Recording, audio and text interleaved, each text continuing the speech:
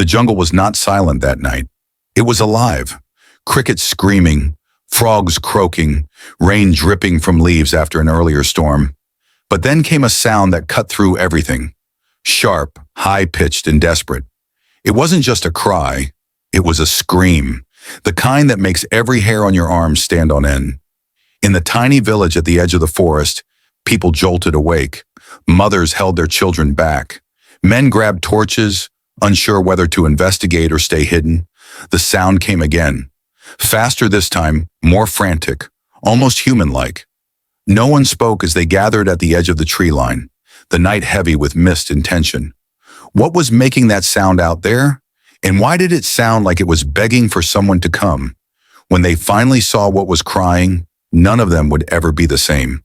This was a place few outsiders ever saw. A remote village deep in the sal forests of central India. The monsoon had just passed, leaving the ground soaked and the air thick with the smell of wet earth and smoke from cooking fires.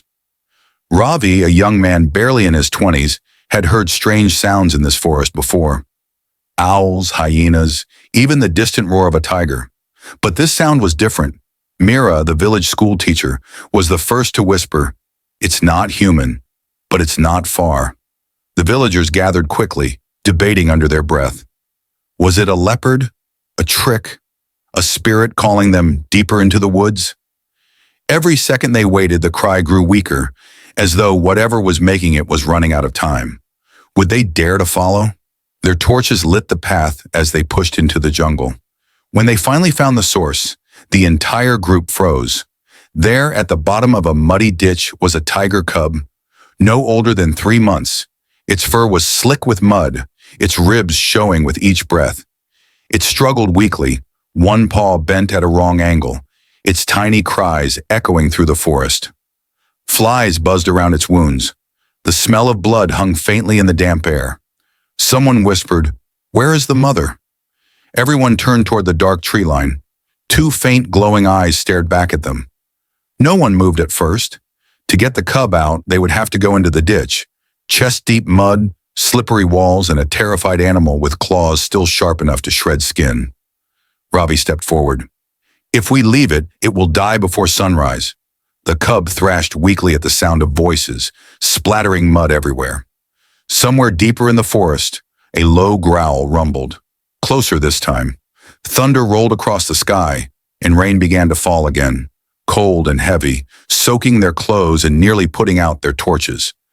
Every second they delayed, the cub sank deeper into the mud, and its mother drew closer. Ravi tied a rope around his waist. "Hold tight," he told the men, behind him. "If I slip, pull me out fast." He lowered himself carefully into the pit, speaking softly to the cub. Its cries grew louder, not in fear, but like it was calling to someone else.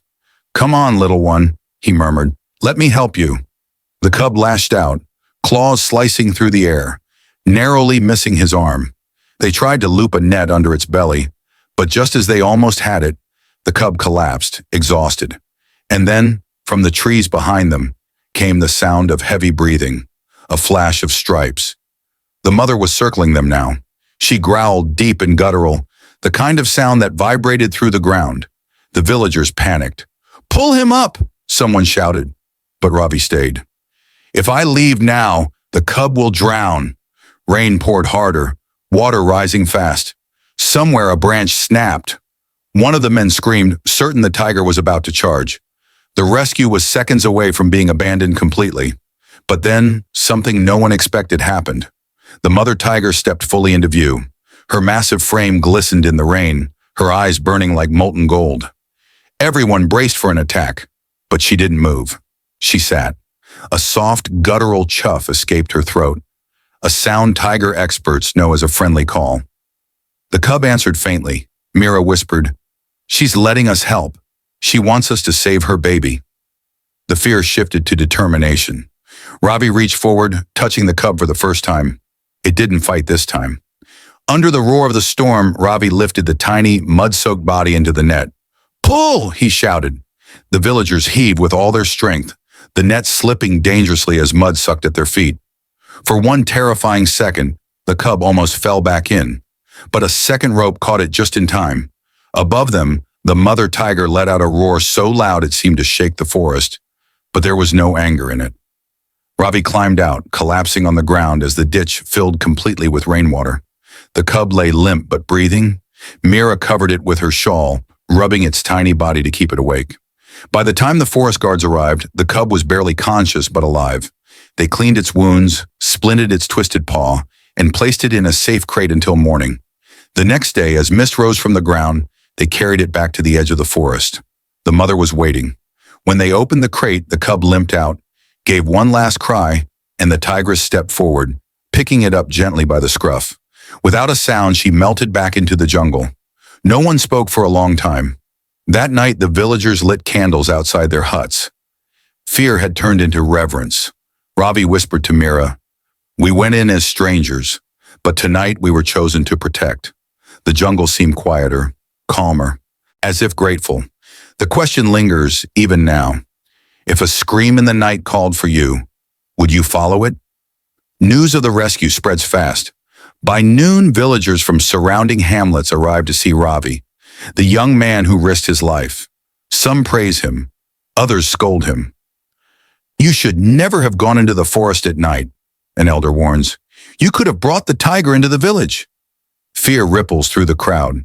If the tiger stays near, will livestock be safe? Will children? The headman calls for a meeting under the banyan tree. Ravi listens, silent. He knows the truth. If they hadn't helped, that cub would be dead. But now their lives may be forever linked to the fate of this tiger family. 2 nights later, strange signs appear. Goat tracks near the forest edge suddenly end, replaced by large paw prints. Dogs bark through the night. Women wake to find chickens missing, feathers scattered in the dirt. The village is restless. Some demand that forest officers drive the tiger away. Others, including Mira, plead for patience. "She came close because she trusts us," Mira argues. "She didn't hurt anyone that night. She could have." But trust is fragile, and fear spreads faster than reason. Then comes the real threat. One morning, Ravi finds something glinting in the grass. A crude snare made of wire, staked to the ground. Not the work of forest guards, poachers. He follows faint tracks leading deeper into the jungle, his heart pounding. Somewhere nearby, a cub could stumble into one of these traps, and this time, no one might be there to save it. He returns to warn the village, but some men whisper that catching the tiger could be a solution to their fears. Ravi faces a choice: protect the tiger or let fear rule the village. That night, Ravi cannot sleep. He sits outside listening to the forest, waiting. Then faintly, he hears it again. Not a scream this time, but a soft chuff, the call of a tiger. He grabs a torch and heads toward the sound alone. "Ravi, stop!" Mira calls, but he doesn't turn back. Somewhere deep in his chest, he knows the tiger has called him again, not to save, but to warn. The jungle is black, silent except for the hiss of insects. Ravi moves carefully, his torch lighting the ground ahead. Then he sees it. The cub, standing near a bush, paw caught in a snare. It doesn't cry this time. It only stares at him, breathing fast, waiting. He kneels, hands shaking, and cuts the wire free. But as he works, he hears voices, human voices, approaching from the other side of the clearing. Poachers.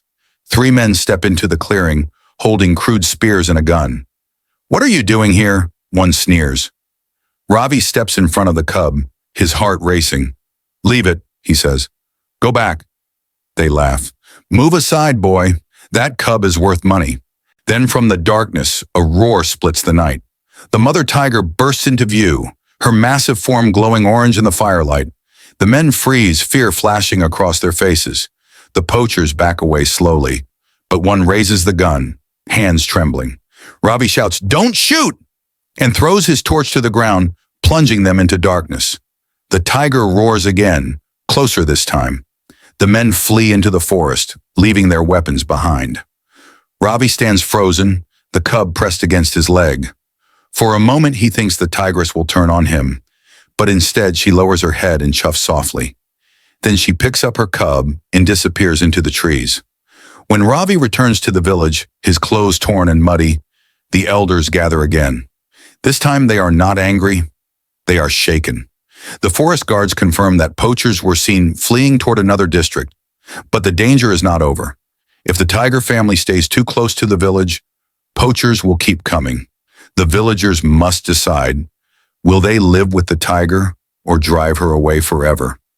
Mira and Ravi work with the guards to set up patrols and watchtowers.